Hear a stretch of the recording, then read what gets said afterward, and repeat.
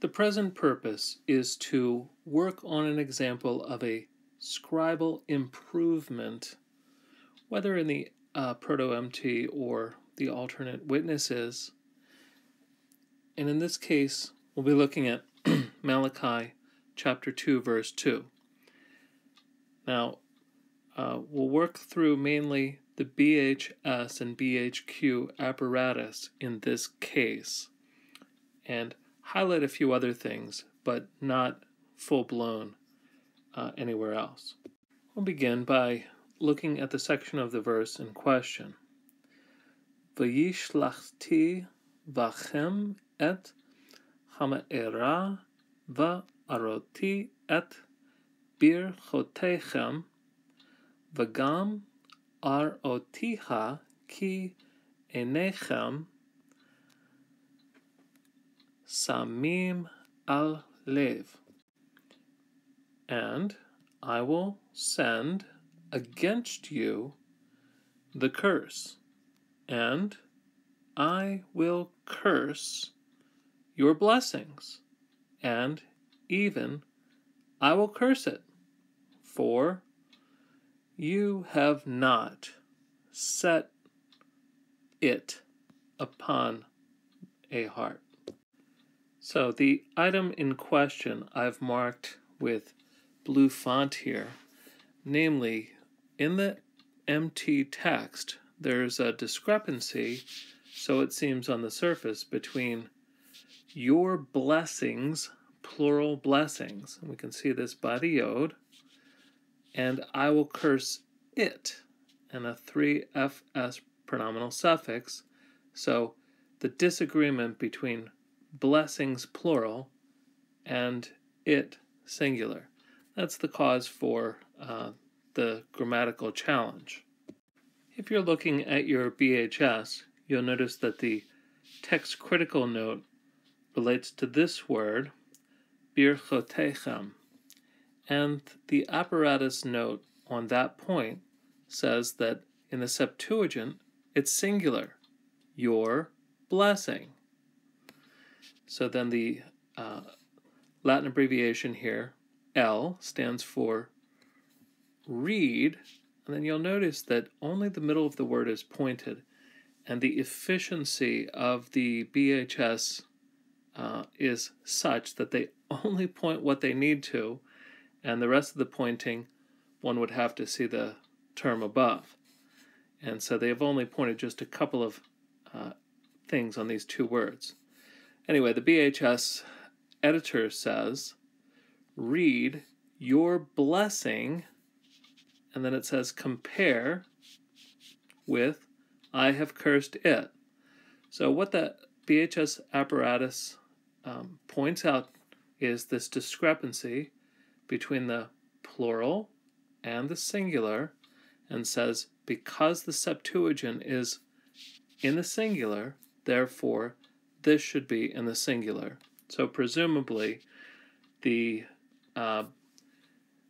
Vorlage, the text from which the Septuagintal translator translated, was in the singular, and here the BHS editor believes that this is a corruption of the Proto-MT text.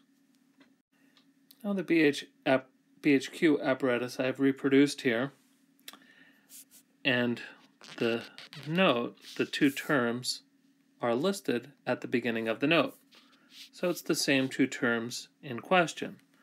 Now what the BHQ apparatus does is it provide, first of all, it says that the Targum agrees with the Masoretic text or the Leningrad Codex.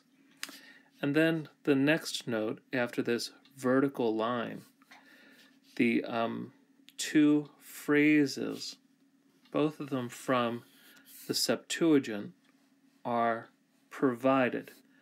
And so both of these are about this. So the first one, you'll notice, it's the Greek terms here that says, and your blessing, singular. Now, you'll notice a contrast because in the BHS, the editors would back translate it to the Hebrew that's part of the Vorlage, the parent text from the translation. However, to avoid speculation, the BHQ apparatus just provides the Greek and leaves the work of back translating to the student or to the user. The second phrase is not mentioned in the BHS, but the BHQ mentions it, that this is a gloss or a plus in the Septuagintal text. So both of these phrases are from the Septuagint, and then the BHQ editor explains, first of all, that the scribal adjustment is to improve the grammar, namely, so that the singular agrees with a singular by taking out the yod. And secondly, there is a gloss, namely, this whole phrase has been added in the Septuagint to clarify things. So the first part here is just, and I will curse it. So that matches this. And then after this is the gloss, namely, and I will scatter your blessings, and it shall not be among you. So that this gloss is added to clarify what is meant by cursing it. So that's what the BHQ editor is explaining in this short abbreviation. Now in this case, after we decode the BHS and the BHQ apparatus of Malachi 2:2, we recognize that they have conflicting judgments by the editors, even though both of their judgments are based upon evaluating the Septuagintal witnesses. So it would be helpful for the student user to compare this with the Septuagint itself. So Ralph's edition is available online, or whenever possible, the Göttingen edition is available in the library. And of course, to work with the Greek, both Brenton and the Net's translations are available online. The student can then work with these, trying to negotiate how to handle working with the BHS and the BHQ. So when we work with the apparatus in the BHS and BHQ, we decode it. That's the first step in evaluating external evidence. And a lot of times that's all anybody does, just to save time. But whenever possible, we should look past the very concise and compact notations in the apparatus itself and actually compare the text in question. In this case, in evaluating the external evidence, we're comparing this reading from the Masoretic text, your blessings plural, with the reading in the Septuagint, your blessing singular. And so in this case, we recognize this is a variant, the singular versus the plural. And probably, and what the BHS editor thinks in this case is that this is based upon a singular Vorlage. Therefore, the Masoretic version has a corruption. Then secondly, we noted from the BHQ that there is a plus. Whether we need to decide if it is a plus, a gloss, in the material of the Septuagint, that is, whether this was an addition, or whether this somehow dropped out from the Masoretic tradition. Now the BHQ editor considers this a plus, that is, that this was added in order to explain what is meant. And finally, while we're doing this comparison ourselves, we can observe that whereas the Masoretic text just said, you have not set it upon a heart, the Septuagintal witness uses your heart. So this wasn't mentioned, this deviation or variant was not mentioned by either the BHS or the BHQ. So this at least indicates for us why it's worthwhile sometimes to compare the external evidence ourselves, even though it's very convenient to use the Biblia Hebraica apparatus to get started. Now we'll summarize and evaluate what the Biblia Hebraica editions are doing and what we might want to do with this. So in specific then, the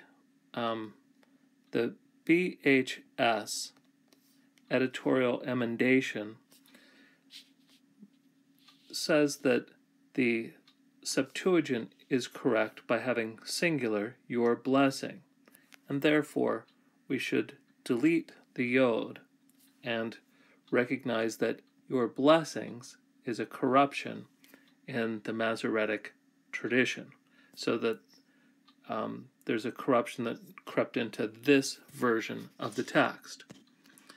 Now the BHQ editor disagreed, said to leave the yod, and made the point that putting this into the singular, your blessing, this was an improvement done by either the translator of the Septuagint or the forlage of the Septuagint. That is, that the the Hebrew had already been changed before the translator got to it.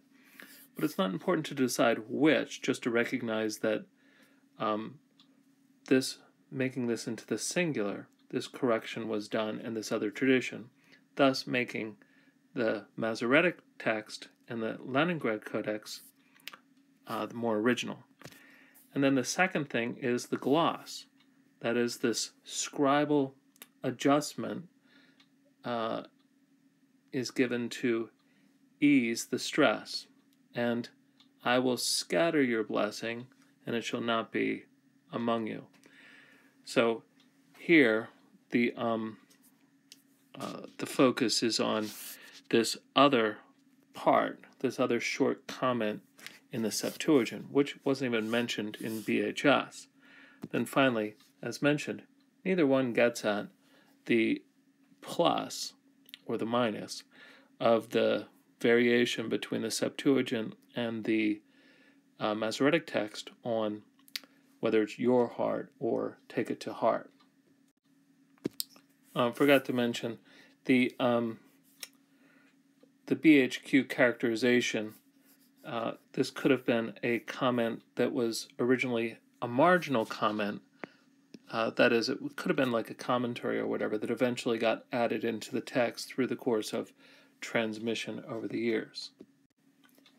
Now, we have to make a decision, and probably a little bit more work needs to go into this, but just for the sake of this illustration, in this case, I think the more difficult reading is probably more likely the original. That is, wouldn't go with the Septuagintal reading here, but rather the grammatical disagreement between your blessings and I will curse it.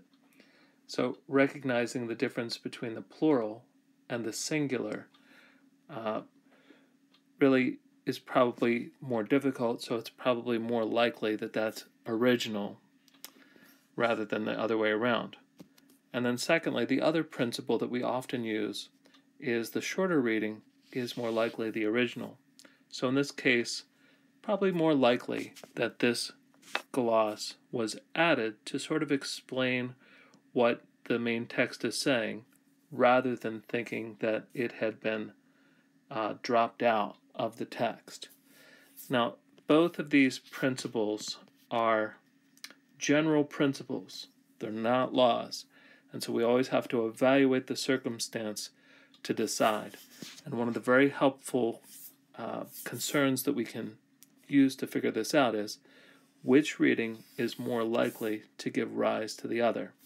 And so In many cases, the shorter reading, the more difficult reading, is likely the original reading.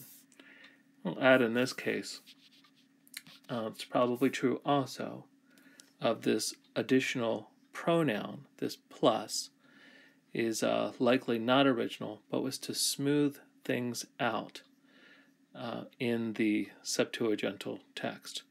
So the shorter, more difficult text probably is more likely to be more original than the other.